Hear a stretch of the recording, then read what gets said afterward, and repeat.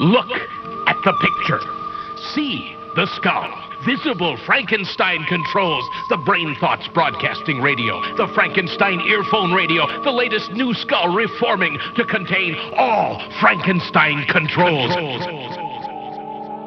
All right, everybody. Frankenstein Control is brought to you by... I'm gonna stop you there, B-Rye. There's something that needs to be discussed today before we do anything. Is it the news? Oh, it's the news. Yeah, fucking... Huey Lewis in the news? It's better than Huey Lewis in the news. It's better than sliced bread. Sliced bread is pretty good. We had some grade A Florida grade news, grade F, today happen in our area that I just gotta talk about. So, we're at work, and we're chilling out, we're doing our thing. And then I hear, a patient, and they're like, yeah, sorry I'm late. 28 is shut down. Like, the major highway near where we live. The lifeblood of Northern Virginia, Route 28. And they're like, why? The patient's like, I don't know. It's just shut down. It took me forever to get here. Anyway, they left. So, some detective work was done. And did they find out why Route 28 was shut down both ways, mind you. Not just one direction, both directions. Shut down. Clogged completely. Why? A naked man! A new gentleman showed up on Route 28 that day. He just nuded it up and caused everything, like, I don't know, maybe the governor of Loudoun County was right there driving down the highway, saw the nude man and said, "Stop it! Stop it all!" The nude man introduced himself to police as Admiral Bath Salts III. And he was naked, and apparently he's carrying some sort of sign. Nobody knows what was on the sign. I think it was just a picture of a penis. Like a photo of his own penis. Probably held large above his head as he wiggled his own shrunken penis because it was very cold. Mm-hmm. And, here's the thing. News gets fucking better. Apparently, people were rubbernecking at the nudeman. And they crashed. Like, two people crashed into each other. It was three people crashed. Oh, it was three people? It was. Three people crashed. Two of these people get out of their cars and start fighting each other in the street. They just start beating the shit out of each other.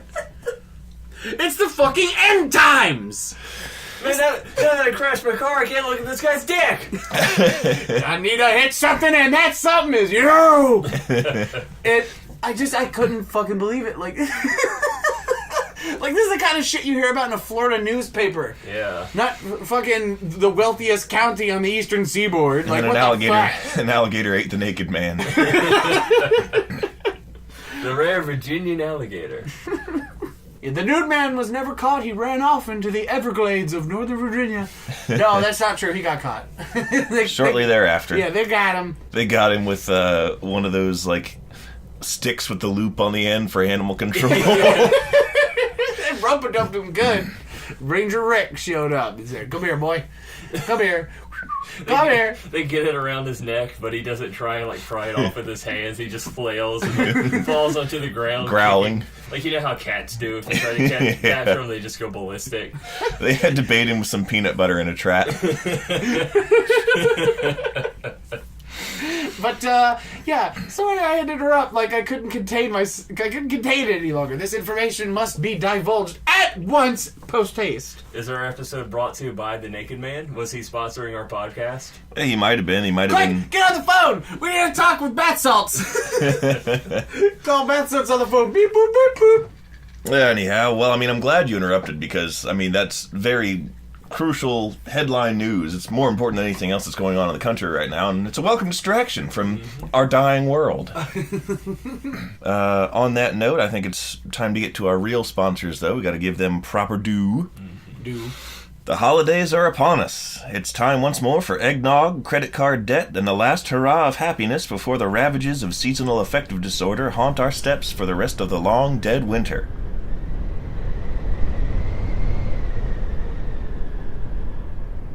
But before all that, it's Christmas! Yeah! And our sponsors tonight really want to emphasize the first part of that word, if you know what I mean. CH. Chris. Yes, we're brought to you by Chris. No, we're brought to you tonight by the Foundation for the Preservation of Religious Liberty. Pretty sure we all know what that really means. But hey, if your sponsoring money's green or Bitcoin, then just like the Sell Swords of old in your George R.R. Martin books, The Brave Companions in particular, we'll help you further your brutal agenda without asking too many questions. Rather than a normal advertisement tonight, the Foundation has requested that I use their airtime to simply read a selected Bible verse that describes the true spirit of the season. Oh. So here goes. We're doing this. This is from Galatians 4:4-5. I'm not really sure how you read Bible verse numbers. But when the fullness of the time came, God sent forth his Son, born of a woman, born under the law, so that he might redeem those who are under the law, that we might receive the hottest new toys and video games of the season this time every year. For this purpose alone do we rejoice, for in this manner shall be built the great kingdom of Bezos, and loudly do the heralds proclaim that any child without a Furby in the year of our Lord 1998 shall look like a total ball sack.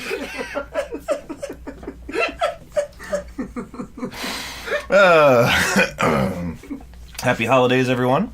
They forgot to expressly tell me to say Merry Christmas there at the end, which is hilarious. Happy, everybody. Happy holidays. It's gonna be a good one. Happy'smas. Did you two have Furbies? Hell yeah, I had a Furbus. We had two.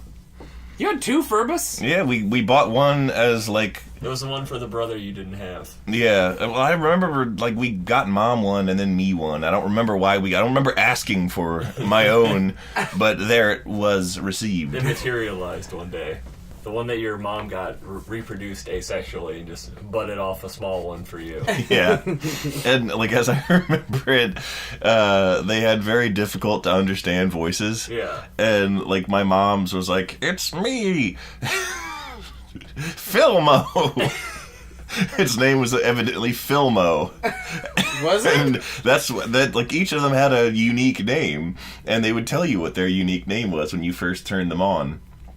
And, you know, they came to life, and he said, "It's me, Filmo." And then fucking I put the batteries in mine and turned him on, and he's like, "It's me, Dilmo." And I'm like, What? Really? Wait, for real? Yes. And I'm like, first off, it didn't enunciate very well, so I couldn't tell if it really just straight up said the same name.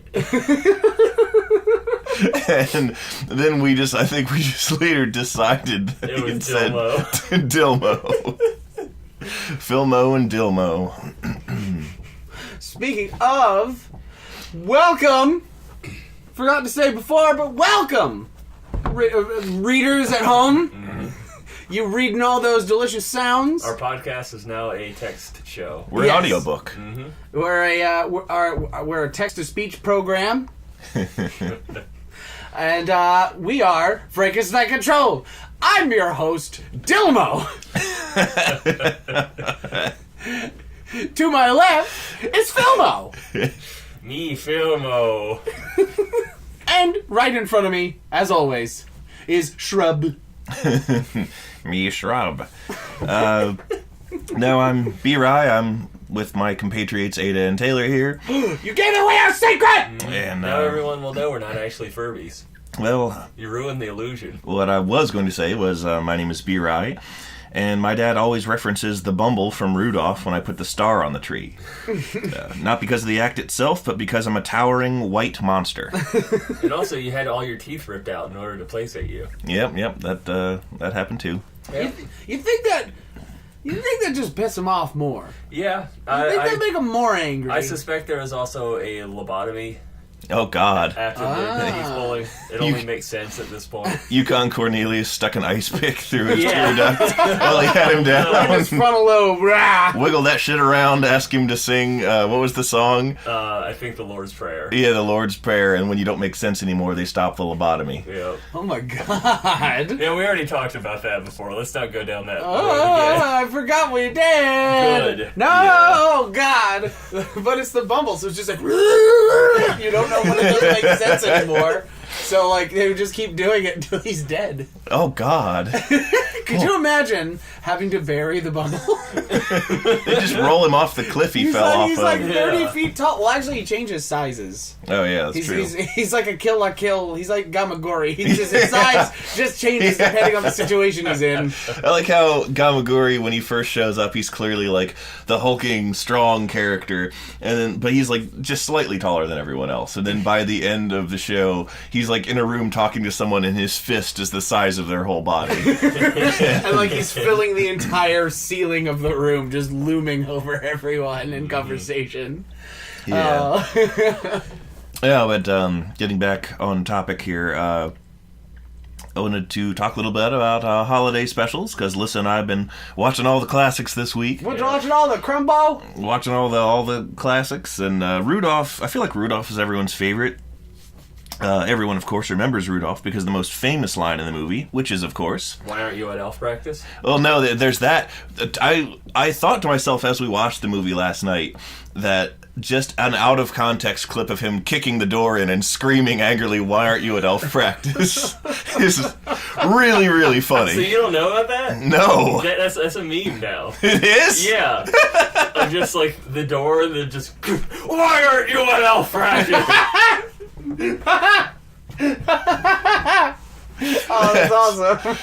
That's really, he says it so angrily. Yeah. It's the thing. He's so really rough. fucking pissed. And Where's my son? and the anger, the genuine anger in his voice does not match the silliness of the words elf practice. I'm so pissed off about elf practice right now. Yeah. And what I was going to say was the most famous line in the movie is, of course, "I'm Donna the reindeer. I treat my son's deformity like a moral failing, and my complicity in his internalized shame is sure to give him maladaptive coping mechanisms later in life, despite his fame and success." Yeah. Oh, that classic line. Yep. When one foggy Christmas Eve, Santa came to say, "Rudolph, with your dick so big, No. won't you come and fill my pig?" No. Jesus. That is uncommonly horrid. The church paid me to say that. No, they didn't. Yeah, they did. Look, here they are. Hello, everybody at the church. See? The church said so. It's the church's fried chicken. Oh, shit, you're right. Yeah, they're trying to get people to stop eating pork so that they can eat more chicken. So well, they're trying to imply that reindeer fuck all pigs that are eaten. well, as long as the communion wafers are batter dipped. That was what Ada just said was the worst sentence said on this side of the country for at least a year. Dude, we're next to D.C. There's been a ton of... That shit gets overwritten on the hourly. Yeah, that's true. Speaking of holiday specials, I've noticed a trend in them that I never noticed when I was a kid or thought about. There's a lot more guns in them than I remembered. What? Yeah, there's a lot more guns in our favorite holiday specials than I ever noticed or thought about as a child. Yeah. First off, the Grinch confiscating the pop guns from the Who's and their homes along with all the other toys would imply, to me anyway, that the Who's know what real guns are and possibly that they have them. Fahu Dor is actually a fucking song about gunning down your enemies. I guess so, but... The Who's enacted genocide against their neighbors, the Whys. Yeah, and the Whats. And the Hows. Whats. I was going to say, if you really think about it, the Who's are awfully, like, ethnically homogenous. Yeah, the Who's only seem to come in one color. Only one real shape. There's none of them with horns or anything. Yeah, nothing like that.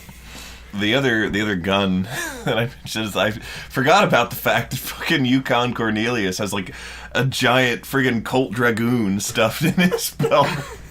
He's like a hunter, right? He's just an explorer.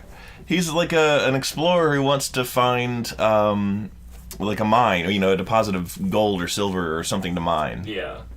And sort of like the guy in The Revenant or whatever, You know what? Honestly, it's escaping me. I was about to do a Yukon. I was about to do a Yukon Cornelius impression. I don't know what the guy fucking sounds like. It's been so long since I've seen that. Like, wahoo! Or whatever. He just screams. Stuff like that. And then he'll... For some reason, I thought he would sound like Rolf from The Muppet Show. Oh, no. He doesn't sound like that at all. Oh, he would show up and say, hey, well, actually, Rolf, how you doing? That's not too far off. I thought you meant Rolf from Ed, Ed, and Eddie. I'm like, no, he doesn't have a weird accent like that. No. Son of a shepherd and all that. Rolf from The Muppet Show. He does sound a little bit like him. He's not quite that, like, gravelly, but he's sort of the same, like, timbre and everything. Oh, he's not a lumberjack, so that timber joke wouldn't have worked. Yeah. You're also stupid. I am so sad. I'm yelling timber! His like classic thing that he does is he'll like throw his pickaxe in the air and then he'll like lick the tip of it after he digs it out of the ground and it'll be like nothing. Like he was expecting gold or silver or some mineral, which apparently you can detect by taste. I read you can taste lead. I read, sweet. It's a sweet to taste, and that's how children end up poisoned. Frankenstein Control is brought to you by lead paint chips. Let them be the reason why you go on a naked tirade and stop Route 28. You might not be too far off. They'll prevent oxygen from bonding with your blood permanently. Well, it was interesting to me that they're pursued by the Bumble several times in the movie. And not once does he try to use the gun he has to save them. I mean, I'm glad, because the Bumble's not a bad guy. He doesn't deserve to get a hole blasted in him, but... he just deserves to be lobotomized and mutilated. Yeah. Not killed. Yeah. Oh, you don't understand. That gun it only has one bullet. For me. That's in case I get trapped in a mine. In case I get caved in. I'm going out on my own terms, Rudolph. Oh, no. This won't be like that song Timothy for me. What is the song, Timothy? Timothy is a song that came out in the 60s or 70s? Early 70s? I don't know. But it is a great song. I love the song. But it is about 3 guys who get trapped down a caved-in mine. And they're talking to... 2 of the guys are talking to each other about how hungry they are, and then they imply that when they finally rescue them from the mine, their buddy Timothy is missing. Uh-oh. And it very strongly implies cannibalism. Yeah. And at the time, that freaked everybody the fuck out, because sensibilities were different back then, and it was like banned from the airwaves. And then like the producer, like the company in charge of like the record label was like, no, Timothy was a mule. Or, like, that was like a poor attempt at a save. Yeah. But no, they definitely ate a dude. There was definitely some Hills Have Eyes shit going on in that particular mine. They're eating human meat. Yeah. Oh, speaking of all things holiday related, I do have some... Human meat. Speaking of the holidays. There's the blood and body of Christ and all that. Oh, yeah, of course. Human meat. That Christians feast on. Catholics sitting in their pews at Sunday Mass with their big old roast hunk of Jesus leg and that's Catholic and good. Falls right off the bone. Oh, can I have one of the stigmatas? Yeah. Anyhow. God. Who wants to do the wish beard with me? Oh, gosh. And the crown of thorns that makes its own toothpicks. Oh, yeah, it's great. I mean, he's kind of a gamey savior. He's, there's no fat on him. You've seen him up there in, like, those crucifixes. He's a wiry dude. The cast of Frankenstein Control was found in their studio, struck dead by 3 bolts of lightning. I was gonna Body say. of Christ. It's sacrilegious. I wonder if he takes like gyro meat because he's called the Lamb of God. Always remember his sacrifice. You're enjoying that one, huh? Oh, this is stupid. This might be the dumbest thing we've ever devolved into. Yeah. No, we talked about a yellow M&M with a penis before. Yeah. That's his second place at best. No. What I was going to say was holiday homework for everyone listening is to listen to the song Christmas Unicorn by Sufjan Stevens, because it is funny and charming and cute. And the song's like 12 minutes long. You don't have to listen to all 12 minutes of it. Holy moly. Listen to the first third, which is about the length of a regular song. Also, Sufjan has another new song that's like new, like as in he released it last week. And it is called Tanya Harding. It's about Winston Churchill. It is. It is not. It is about Tanya Harding. I was like, you got me, fucker. You got me. But it is, as many of his songs are, it is hauntingly beautiful. So you got kids, go and listen to Sufjan Stevens singing Timothy Christmas. Sufjan Siemens? Is that what you just called him? Speaking of Christmas music, I work at a gas station, and of course we have music playing all the time. And since it's Christmas time, we've actually started playing Christmas music as well. And luckily, it's not just Christmas music. Oh, It's- there's Hanukkah music. Yes, Wait, really? if only. Damn it, that's twice now. Well, I did officially hear Adam Sandler's 8 Crazy Nights song on the radio today, and Okay. though I'm not Jewish, I do enjoy hearing that every year. But there's plenty of Christmas music, and there's a good mix of like the old nostalgia stuff that people actually like, and then there's the new revamped versions of these classic songs. That Oh, are all joy. fucking garbage. There's like a punk alt rock version of the 12 Days of Christmas. Oh no, that's the And worst Christmas it's- song ever. yeah, That is like- the worst one.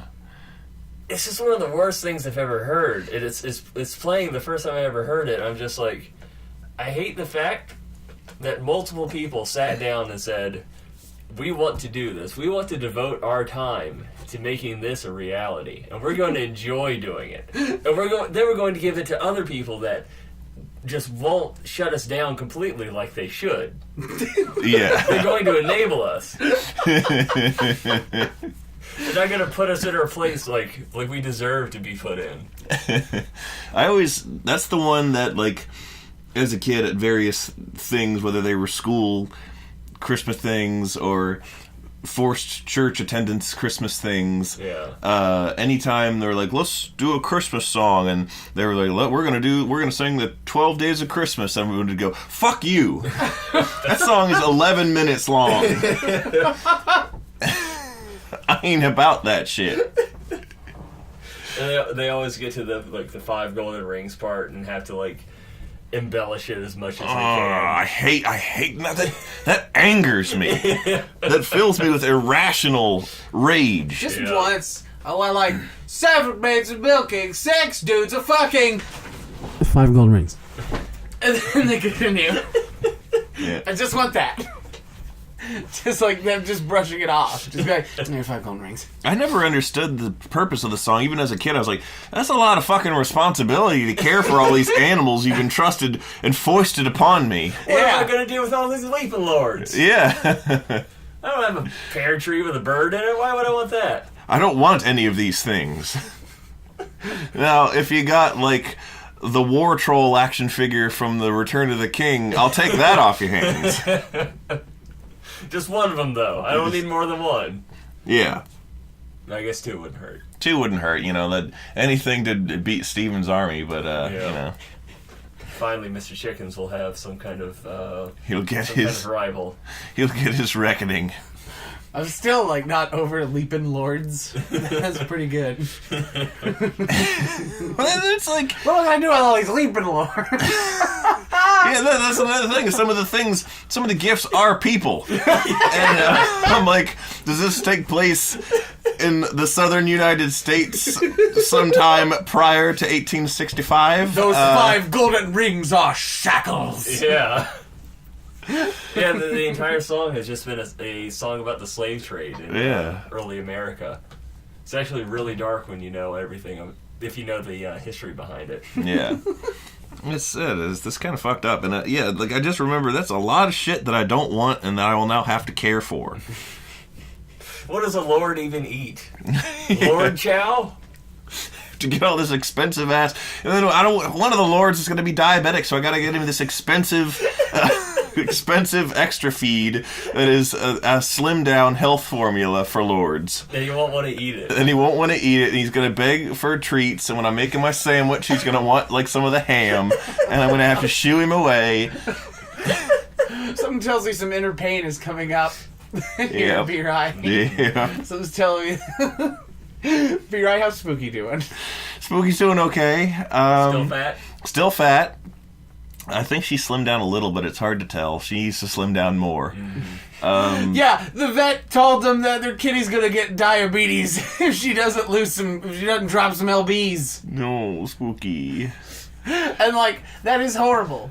And I hope Spooky doesn't get diabetes. But it's really fucking funny at the same time. Be like, yeah, if your cat gets any fucking fatter, he's gonna get a human disease.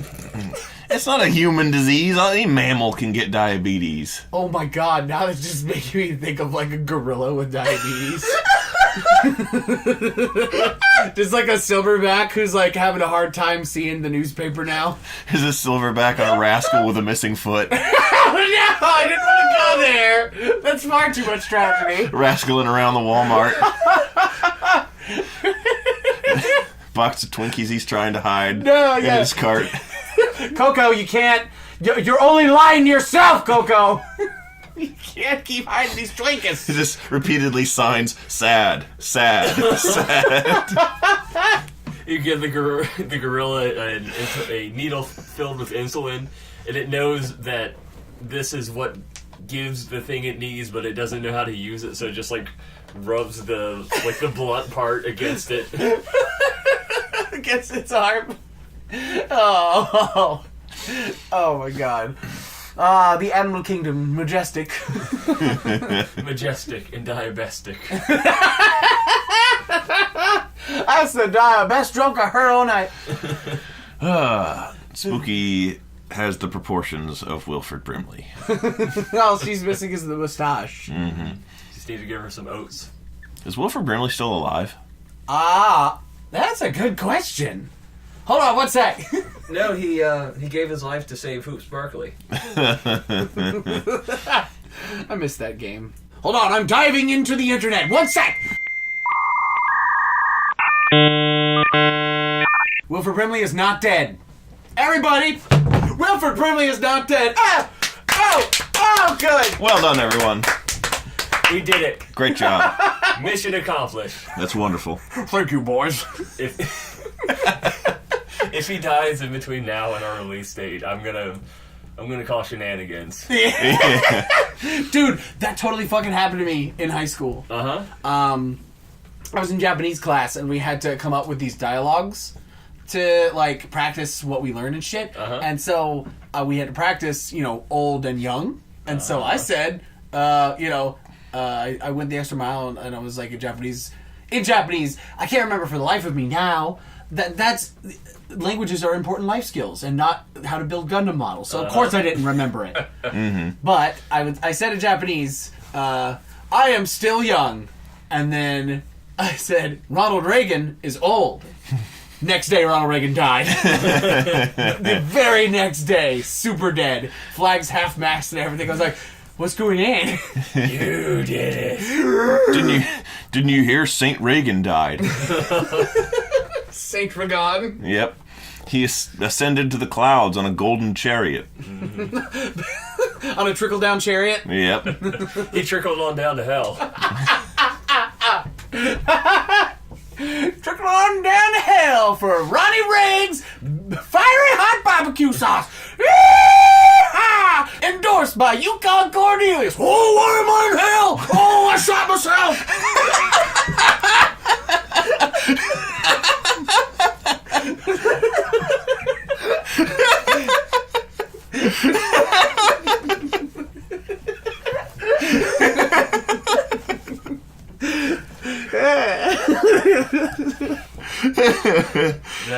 That vaguely reminds me of something that I did that was similar. Dude, you shot yourself in what the hell? Yeah, a couple times. Did you see Flynn Rider for 30 seconds? Who? The guy from Tangled. Oh, yeah. That's right, we talked about that last time. We shared a room during that 30 seconds. Nah. It was pretty hot. Cool. Just because of the fire. Yeah. Did he just... That's so dumb! Got me, though. But what was that? Oh, yeah. It was, I think, spring, summer of 2011. I got home from school, and it was the weekend, and I had a lot of work to do on a project. So I woke up, immediately got on the computer, didn't check any news outlets or Facebook or anything. Just went straight to working on my thing and watching some movies along with it. And when I'm working on stuff and I want to watch a movie that's basically not good, something I can just zone out to. So I had some classic monster movies, like a whole bunch of Godzilla movies. Thing is, on that exact day, pretty much at that exact same time, there was that massive earthquake going on in Japan. Oh, God. The Fukushima one? Yeah. That's pretty terrible. And here I am watching a Japanese disaster movie. No! Unknowingly. Do you know about the... have I ever told you guys about the sociological theory about how you can tell a lot about the stresses of a culture based on their horror movies? Huh. Like, for example, the Godzilla movies and the whole kaiju subgenre, if you notice a trend, the monsters often destroy whole cities without, like, any hesitation, or, you know, they don't... It's like indiscriminate destruction, and also either their powers or their size usually has something to do with radiation. Yeah, Godzilla himself, in canon, is a direct result of the 2 nukes that we dropped on Japan. Yeah, and because of that, that's sort of their cultural reaction to the stresses of having had a nuclear weapon used on them. Yeah, 2 of them. Yeah, 2 of them, and that's just sort of, you know, what they were coping with on a psychological note collectively. And as for, like, America... and Western civilizations, America in particular, the whole, like, starting around 2004, like, resurgence of the zombie genre. If you notice, a common theme in almost all, like, main zombie movies that you can think of that have cropped up in the last decade or so is it strikes out of nowhere on a otherwise perfectly normal, like, everyday kind of day. And the government and the fail-safes that we trust to protect us from it and rescue us from it, and, like, the emergency management services, are completely and utterly powerless to save us from it and to stop it from happening. And that's psychological reactions to both the 9/11 attacks and also, like, Hurricane Katrina. So explain Slender Man.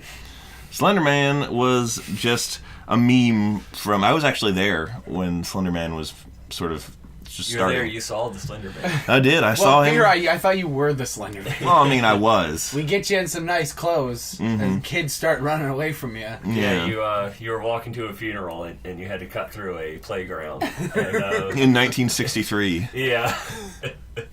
And this was like in the winter, so you were extra pale. Yeah. You spooked all the kids. Okay, you culturally aware dimwits, help me out here. Slenderman, Slenderman originated from Marble Hornets, right? Slender Man originated from the Something Awful forums, hence why I said I was sort of there when he was made, because I was frequenting Something Awful a lot back then, and I still do, and they still got it.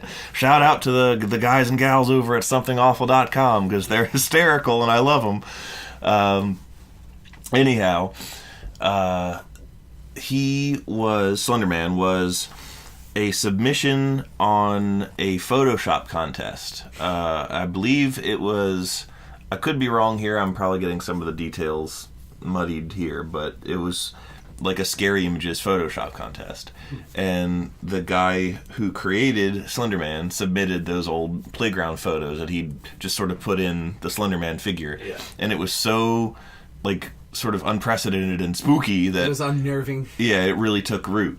Huh. And then, like, people started to create... I don't remember if he was the same guy who did Marble Hornets, or if that was a different guy who came after him, but someone, people started to fill in the lore behind the character and to create an established canon for him. And that's when we got Marble Hornets. That's when all that stuff started going around. It's probably not as scary now, but I remember fucking watching Marble Hornets and just like, God damn, that was fucking spooky shit. I've actually been meaning to rewatch it recently. I keep wanting to do it, and I just keep forgetting to do it. I don't have the nerve to do it. I'm like, I want to watch it again, but I don't want to. Well, like, that's what's so confusing, because I've sort of followed his progress from the beginning, and, I like all the creepypasta about him, too, and the Marble Hornets and all that stuff. Like, when those girls did that Slender Man murder, you guys know about that, right? No. How do you guys not know about the Slender Man murder? She stabbed her friend with Slender Man. Yeah, well, that's essentially two girls, I think they were like 12, middle school age. Two girls murdered a third girl who was an acquaintance and sort of friend of theirs. Uh-huh. And the murder was largely driven by one of the girls, who I think might have been schizophrenic or something. But after the fact, they like stabbed her a whole bunch. They like asked her to come over to hang out, and then when she got there, they stabbed her to death with like scissors and stuff. Jeebus. And it was all purportedly, they claimed to summon Slender Man, and like they were possessed by Slender Man, and then all in predictable fashion, news outlets of older adults who know nothing about the character or anything are like, the Slender Man thing's out of control, it's corrupting our youth, and they're summoning Slender Man. Is your child trying to summon Slender Man? Find out now, tonight at 8. And your child might be trying to summon Slender Man right now. Find out if your dog, your child, your belongings, your homeless man that you have in the backseat of your car, are they safe? Find out at 11. Find out at 12. That's the more spooky hour. Why are we doing it at 11? They call it Slender Man. They call it slendering. Yeah. No, but like at no part in the established canon of Slender Man, in any of the stories or the original things that set up who and what he was, like nothing at all tells you can summon him by murdering someone or control him or talk to him. He's just a boogin who comes to get you.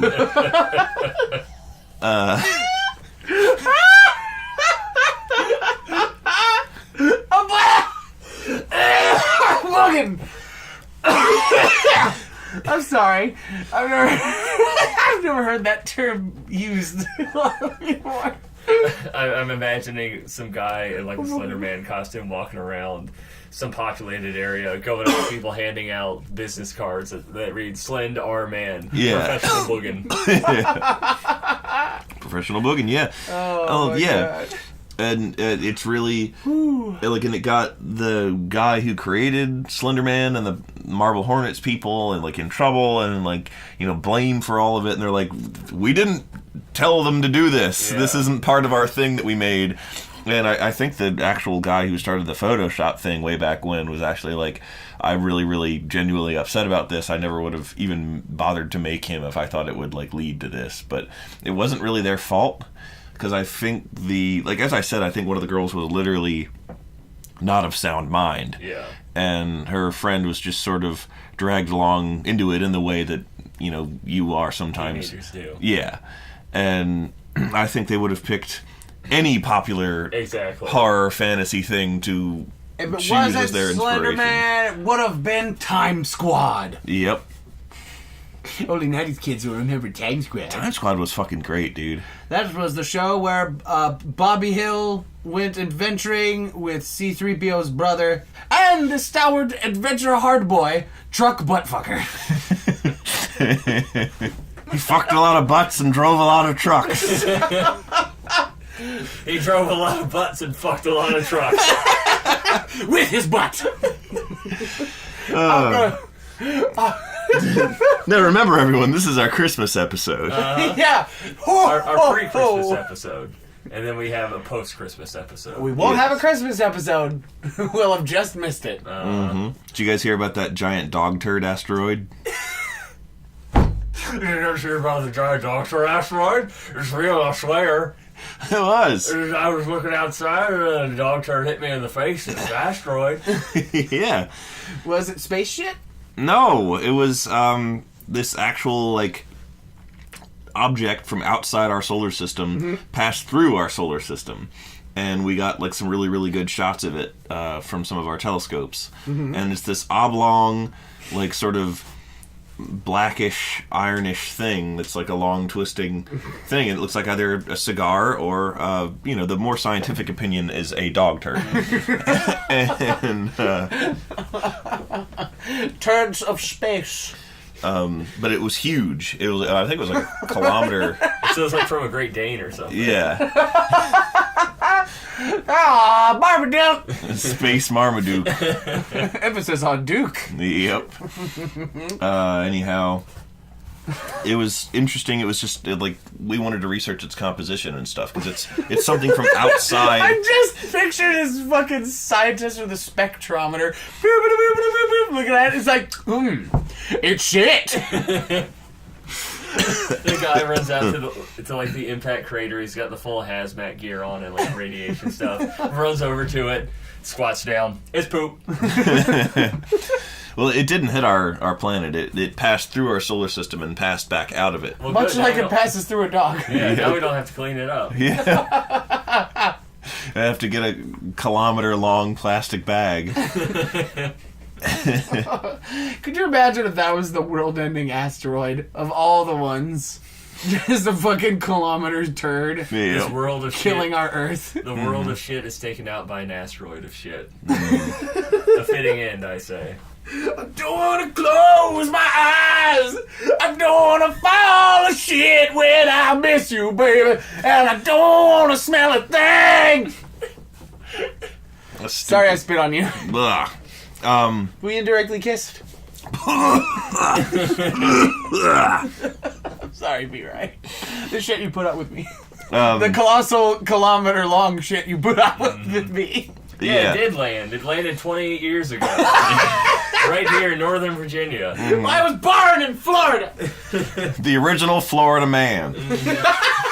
Now that's okay. I'm pretty sure I've introduced myself as the original Florida think you man have. in one of these episodes. No, but what I was further going to say about the dog turd is that it was reminiscent of an actual sci-fi story by Robert Heinlein called Rendezvous with Rama. Wherein a team of scientists actually goes to investigate an extraterrestrial object that comes through our solar system. And it turns out to be like a giant world ship. And it's like hollow on the inside. And they go in there and explore it. And it's just like rad as hell and it's deserted. And it's like, there's no aliens, but there's sort of like these robot crabs.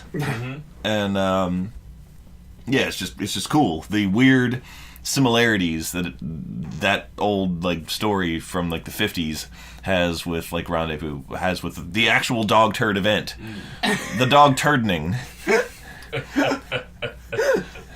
the brown event horizon that The duty from out of space. the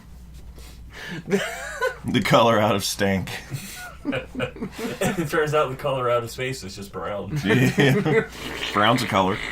It was actually more cobalt. I tell you what, boys and girls listening right now, I have my iPad here.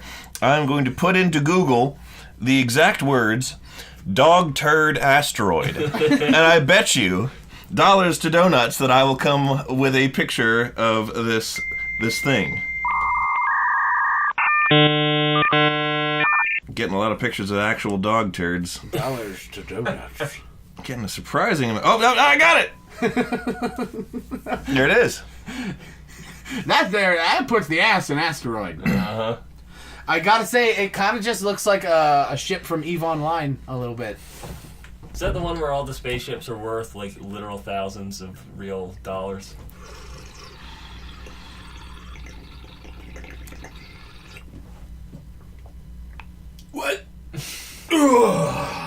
I'm sorry, I was smoking on my EVE Online bong worth thousands of dollars. Frankenstein Control does not condone drug use. Except if it's bath salts. Then you can go scampering about on the highway, shutting it down with your ding-dong, swinging about. I want to buy some, like, not the drug kind of bath salts, but like some actual bath salts. A cop pulls you over. You have any idea how fast you were? He sees like in your passenger seat, and he's like, "Oh my God, we got a 520." She's got a bomb, a bath bomb. You got me there, bud. Why were you pretending to smoke a bong? I don't know. I just took a drink from my water, and I remembered I could do that noise. Mm-hmm. That's So it. you That's all there was to it. So you inflicted it upon us. I would just want to waste you guys' time. Oh, What's wrong with you that? can accomplish that by just existing. Well, all right, way ahead of you there, buddy. oh God! Ah! Oh God. You know, Thank he God. disappears and dies all the time. He's just gonna come back. Let's just save the. He's our fucking mummy's curse that we've been afflicted with somehow. These are Mummy's paw. Yeah, monkeys. Oh yeah. Mummy's paw. I mean, it could have been. It was technically because it was a dried out monkey mummy. Mm-hmm. Monkey mummy. Imagine like an old dust covered, sarcophagus in the depths of a tomb, and like the lid slowly slides off, and there's just an intact living baboon in there. Just laying there, like, worried looking, not baring his teeth or anything. And then it signs in American Sign Language, "I need my insulin."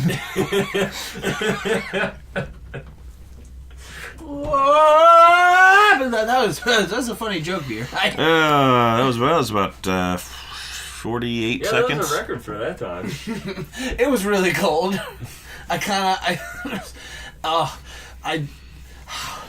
What year is it? It is the year of our Lord 1998, and as you are without a Furby, you are biblically a ball sack. Man, every time I phase out of reality and return, I'm always some kind of appendage. Usually a scrote. Some form of wrinkled, hairy appendage. Ugh. Unless you shave it. I wonder how the 28 man did it. 28 man? Yeah, the man on 28, the Neckedman. Wonder what kind of manscaping situation he had going on down there. Was he hairy or was he smooth? Oh, he just shaved completely. He is a perfectly smooth, bald. No, apparently... He was smooth of all features. He has no genitalia, no nipples, no fingers, really. He's just like has, a Ken doll. He has, like, little mitten hands. Ew. His face is painted on. He's like a Powerpuff Man. Yeah. Upon closer inspection, it was a mannequin. Mannequin damn near killed him! So, what other sort of Christian-y, religious-y thing happened around this time of year? It was actually in January. Yes, let us make more religious enemies. Yeah, it was the Cadaver Synod. Excuse me. Wait. The death cult? No. Oh. The Cadaver Synod was a real event in the Roman Catholic Church. I don't remember how long ago. It was certainly several hundred years. Where Pope Formosus, that was his name. Wait, the named after the dick problem? What? Yeah, Phimorphus, I think. Wait, hold on. Before we sound any more stupid, Yeah. let's look this up. I think it's phimosis. Phimosis. A condition in which tight foreskin can't be pulled back over the head of the penis. Okay. How is it spelled? It's spelled like this. No, that's Phimosis. His name was Formosus. It's Latin for good looking. Wow, those words, kind of similar. Yeah. Very different meaning. It's Yeah. Latin for can't pull back. It's Latin for penis. Pope Dick the Second. No. So Pope Phimosis, what do you do? He died.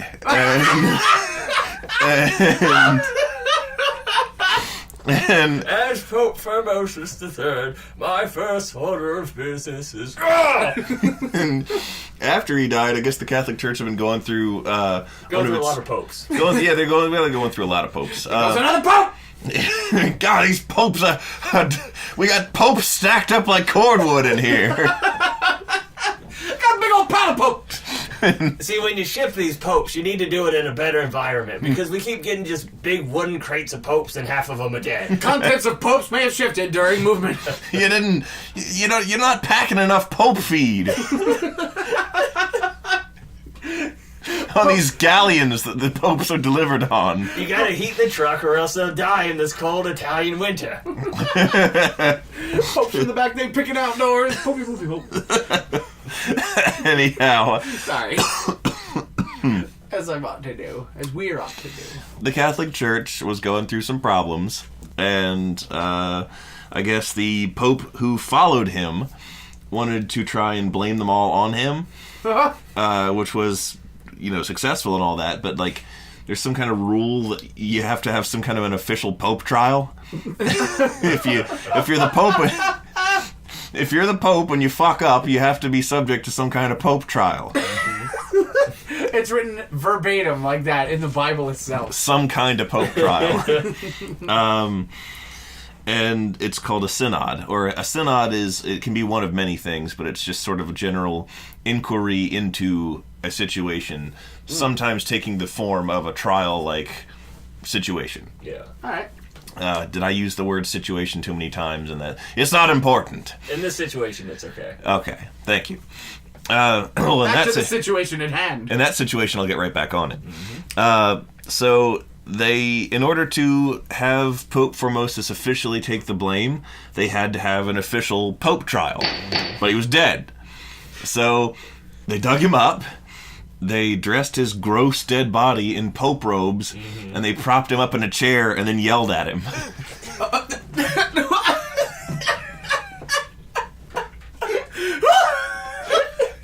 No way! No, this happened. What the fuck? And Dios de los muertos del Catholico! The Pope that succeeded him just sort of laid into him with a lengthy diatribe of accusations. He got real emotional and angry and frothy, and he just gestured angrily at the rotting, gross dead guy in the papal vestments over in the chair. And obviously he can't defend himself because he's dead. And they just dug up a dead pope, propped him up, and yelled at him for a couple days. And subsequently, I think they did find him guilty, and they threw him in the river. We find you guilty. Your sentence is death.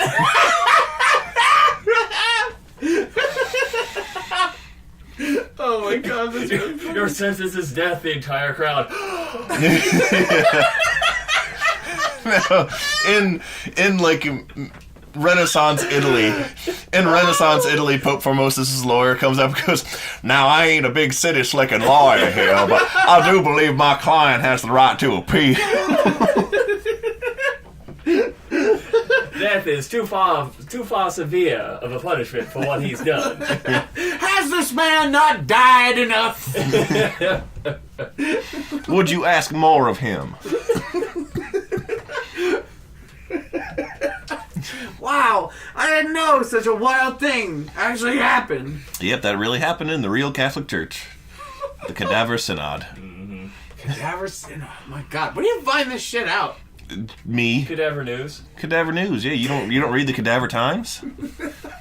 That's what that newspaper that keeps appearing in our yard is. He is subscribed to Corpse Digest. You just open that up and it's scary pictures of dead people that bother me. That's right. It's a really expensive magazine, and you hate looking at it, but you can't not have it. Yeah, I gotta existentially terrify myself. The newest edition With, of Corpse Illustrated. Visceral, horrific reactions. By looking at corpses and Stephen King vampires. Yep. You're that dead laughing. There's Stephen King looking in the bathroom. Oh, I lent Ada Salem's Lot, my copy of Salem's Lot.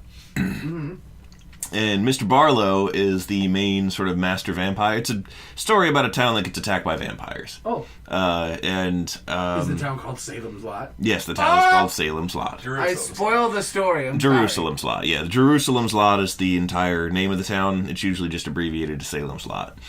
And okay. It's named after a pig. It is. It actually is. Yeah. In the context of the story, it is. But the sort of arch nemesis of the book is this powerful ancient vampire named Mr. Barlow. Mm-hmm. And he's the one I was telling you about. There is an 8,000-year-old vampire in something I was reading. Oh. And he rebukes a priest at one point. This isn't a major spoiler. But he rebukes a priest at one point by saying, it's a Catholic priest, and he says something like, "My rights were already old when your religion was still a cult in the sewers of Rome." Yeah. And I was like, damn!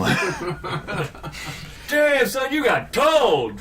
Yep. Dog, you got old! You are an old fucking vampire. The priest goes, "Bitch, you old." Yep. The vampire goes... Mr. Barlow says, "Hold on a moment, I need to take my insulin shot."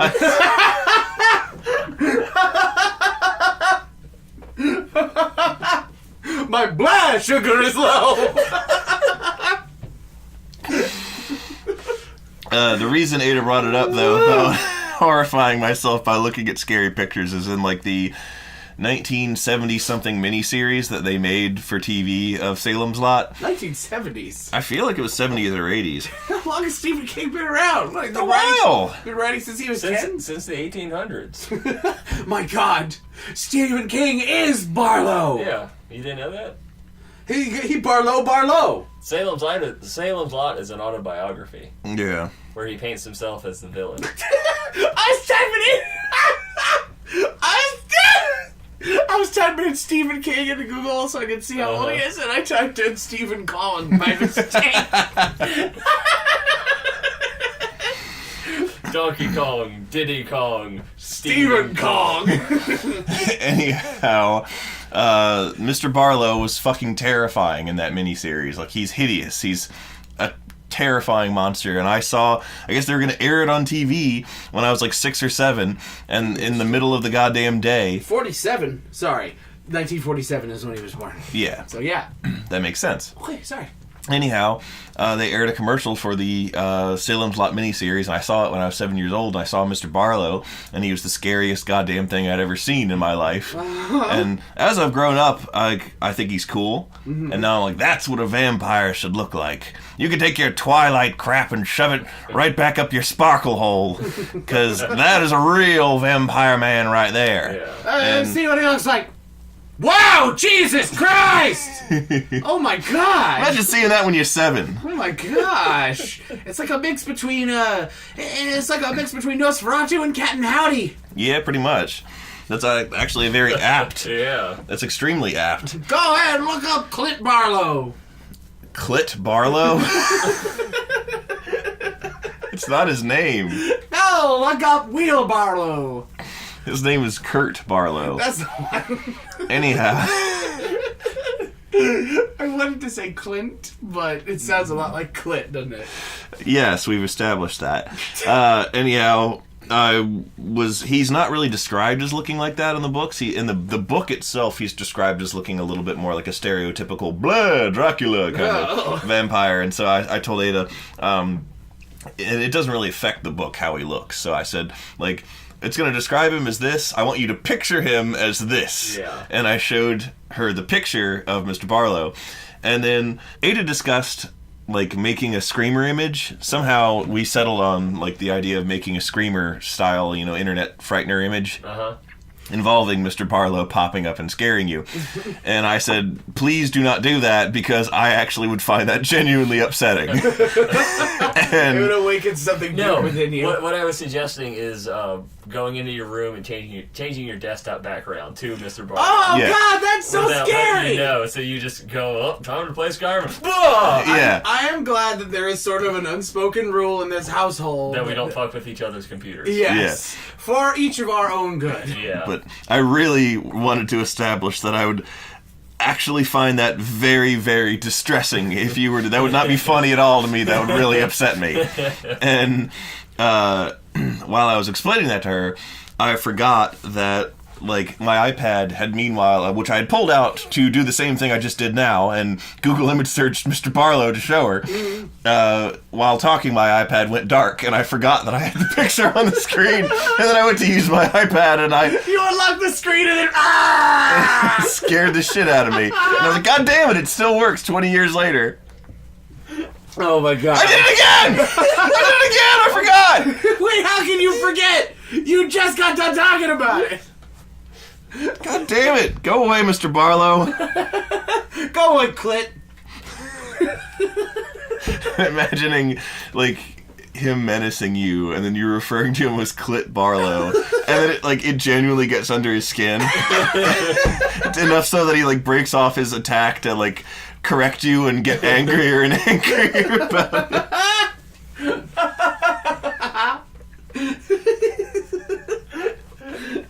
Oh, Clint. You funny boy. Don't call me that! Does he think does he have a Dracula accent? Yeah, he's Romanian or something. Oh, I got down the street talking like a Dracula. Oh, the children say, Mommy, arrest the man. And they arrest me.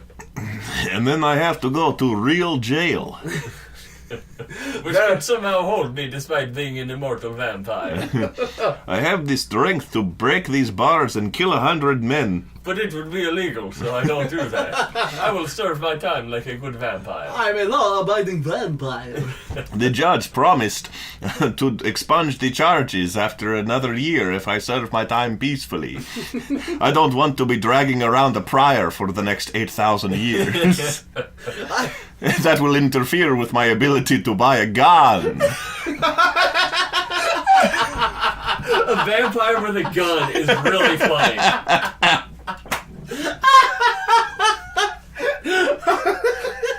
Like, you know, It's not like a magic gun with silver bullets to fight other other monsters. It's just like a gun-ass gun. standard American handgun that like all the cops have or something. Yeah. I really like this Glock 19. that he doesn't bite people, he just shoots them. Oh, God, quit complaining. He's like menacing some people and then the gun goes off in his head. Jesus Christ! Oh God, this is bad! And then he bursts into flames for having said the name of God. I was gonna say, just smash cuts to one of those like all too common tragic like headline and just says vampire shoots woman with unattended handgun instead of like toddler shoots brother. A loaded handgun was left unattended in the house and a vampire.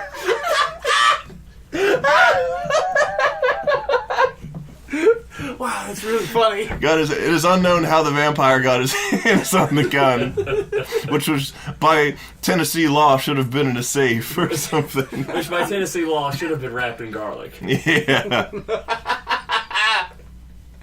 Oh man, these things just go off so easily. That's what happens when you don't put a rosary on your handgun. Mm-hmm. Vampires get a hold of it and shoot your wife. I should have practiced proper trigger discipline. Blah!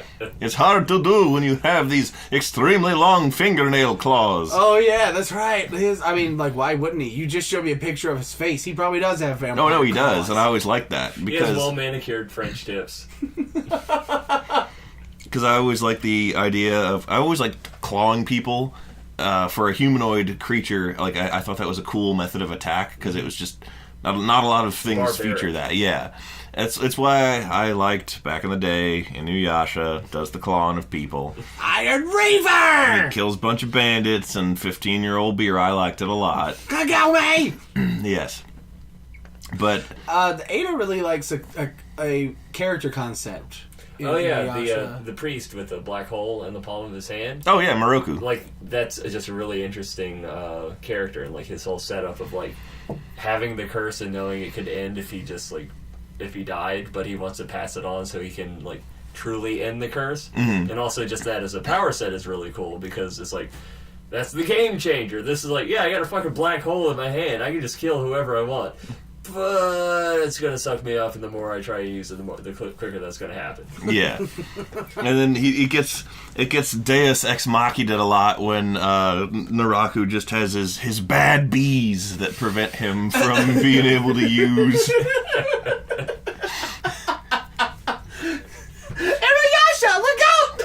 It's Naraku's bad bees! And Inuyasha just turns around, bees? Bees! Bees! Cacao Bay, it's the bees! Bees!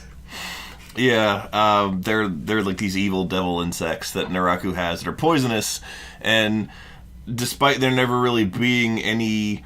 Naraku's the bad guy of the show for anyone uninitiated. He's the main antagonist. And despite there never being any really like clear, definitive discussion that the interior of the black hole in Moroku's hand is him or like his body or whatever, he'll get like poisoned if he sucks in the bugs. Yeah. And so he can't use it. They'll be like, Moroku, you could easily solve this issue by killing this guy with your black hole in your hand, but oh no! Bees! The bees are here! So now we have to have a lengthy protracted sword duel over the next 3 episodes. That's so good. You can defeat him easily, but the bees are here. Yeah. And then, why aren't you in elf practice?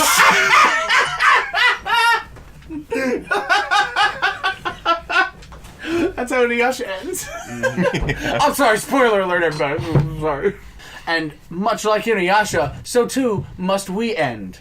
Ladies and gentlemen, this round of elf practice has been fun for all, but we must go now to Route 28. Everybody, I brought the bath salts. Oh boy! Also, we have to make a whole bunch of poisonous Chinese plastic toys as slave labor for Santa. Yeah, that is our elf practice. We can kill 2 birds, 2 bees in 1 stone. Well then, let's get to bee killing. Everybody, grab some bath salts, grab some tools. We're gonna make some toys, strip naked, and we're going off to Route 28. Now even you know I am a menace. I hand you the secrets to save the entire human race and the entire universe.